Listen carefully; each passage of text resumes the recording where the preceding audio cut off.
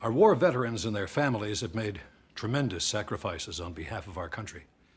And while we feel compassion and concern for the many vets who have been treated for physical injuries, it's imperative that we extend that same compassion and concern toward the soldiers who are suffering the invisible wounds of PTSD as well. Understanding is the first step in supporting them on their long road to recovery.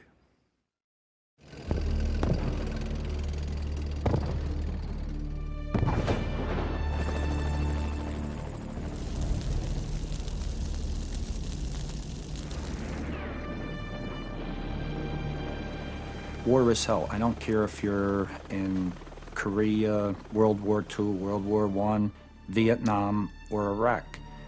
It does play an emotional effect on your mind. You go through your training, you go to a combat situation, and you see a couple of your buddies shot, and they put you on a plane and you're home in 8 hours.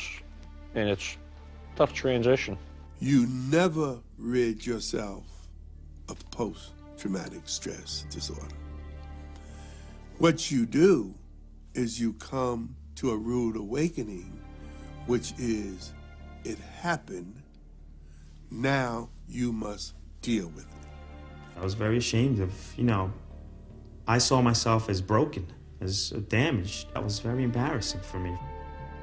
The way that the public and the community respond when warriors come back makes a difference. It's tremendously important for individuals in the civilian community to understand how military stress can affect service members. Being in the military is that you really don't want to say anything. Marines are taught to suck it up. Either they don't want to talk about their feelings, or they were raised not to do that, or they don't want to look bad in front of the other guys. If I did know better, I would have never left the military without being debriefed. Never. I would have begged to be debriefed. Tell me what's going to happen to me. How do you tell me now I can't kill no more?